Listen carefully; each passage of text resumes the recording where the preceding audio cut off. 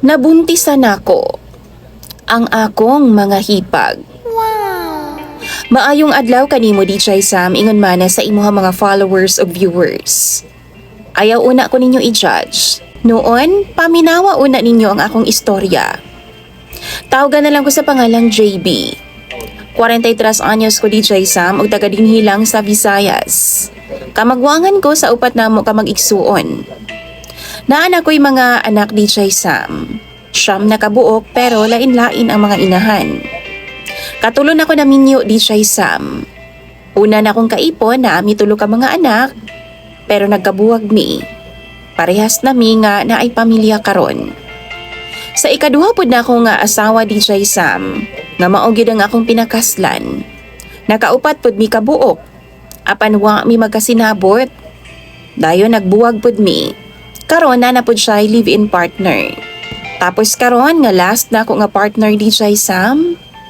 Duha na ang among mga anak. Ug magtulo na pud. Kay buntis naman pud siya karon. Unya, kung unsa ko ka-gifted DJ Sam sa akong mga similya, maupod na ang kalulid sa akong tulo ka mga manghod nga mga lalaki. Dugay na kaayo sila nga way mga anak DJ Sam. Gibuhat na gani nila ang tanan. Nagpagalam na sila sa mga mananabang kanang hilot ba. Sige na sila pabalik-balik. Kapindekada na gani ang gidangat sa ilahang kaminyuon DJ Sam. Pero wa pa jud sila nagasahan og anak. Nagpa-check up na pud sila sa doktor. Pero wa man gihapon nga buntis ang ilang mga asawa. Karon, unsa bay nakaon sa akong mga manghud DJ Sam nga naa man sila'y nahuna-hunaan nga ilaha kong gamiton. Salig daw sila sa akong similya. Nagdungan ba naman ka na silag ingon DJ Sam og hangyo nako nga birahan daw nako ang ilang mga asawa. Kausa lang daw DJ Sam, hangtod nga mga buntis daw sila.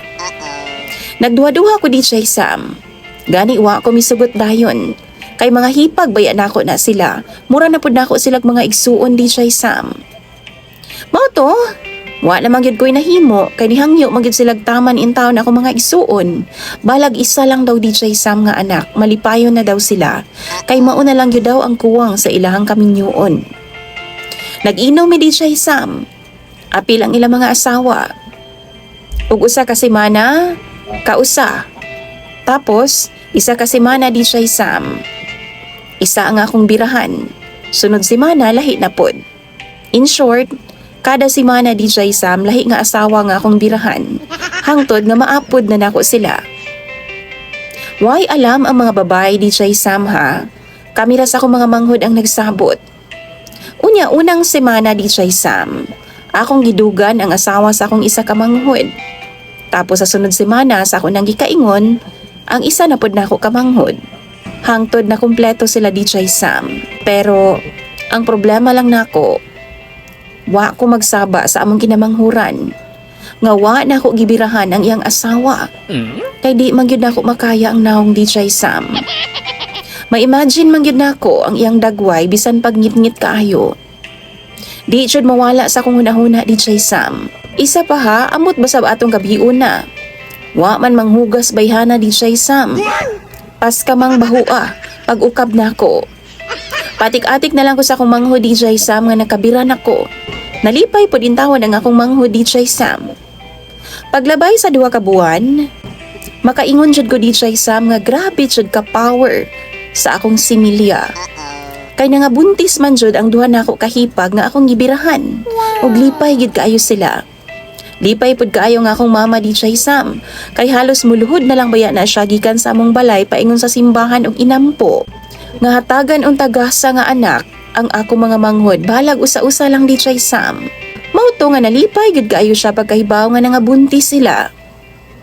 Ug ang sad lang ang akong bunso DJ Sam. Wa man gyud to nako nabirahan ang iyang asawa. Mao to, nagsana all na lang in town silang duha. Ang problema ana, kay akong manghod sigig pamugos nako nga birahan na pud lagi daw nako usab ang iyang asawa. Para same daw sila, mabuntis na pod. Nagplano pa gani siya nga magpahilot siyang daan sa mananabang DJ Sam bago ang schedule nga birahan nako siya. Di daw na ako undangan DJ Sam og kamang, hangtod nga di daw mabuntis ang iyahang asawa. Pero ang problema kay di magyud nako kayang labtan. Murag mangkukulam og dagway DJ Sam sa tinuod lang. Amot ba sabaning akong manghud, oy nga gwapong tao man unta ni. Pero ni patol man og batig naong. Pasensya na ha, pero mao gyud nay tinuod ay. Medyo salbahison pa gyud og batasan DJ Sam. Tinuod gyud na ilang giingon nga terno gyud di ay. Karon mahadlo ko, basin og malain unya nga akong manghud ba kung dili mabuntis ang iyang asawa. Tapos ang uban akong mga hipag na nga buntis man. Sultian ko na lang baka siya tinuod DJ Sam. Dili jud nako kaya nga dulugan ang iyang asawa. Di nako kayang utungon. Isa pa nga akong problema karon ha. Makonsensya pud baya ako magtan-aw sa akong mga hipag nga buntis DJ Sam? Unya di pud ako malikayan ba? Nga excited pud ko nga makita ang akong mga anak sa ilaha. What? Mga itsuraan baya silang dagway DJ Sam? Paniguradong hitsuraan pud ang akong mamahimong anak. Ginapray gani na ako DJ Sam nga mga babae unta nga akong mga anak sa ilaha.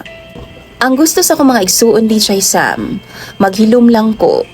Kay basin masuko jud daw ang ilang mga asawa o galing man, masayran nga ako daw amahan. Nga ako di ay ang midug nila usa ka gabi nga nangahubog sila. Kapalit ana DJ Sam, ginalibre ko nila og isa ka case nga beer kada buwan. Amutan lang na nila sa akong mga manghod. Kampante man ko DJ Sam nga palangga sa akong mga igsuon ang akong mga anak puhon-puhon. Palangga man gani nila ang akong mga anak karon.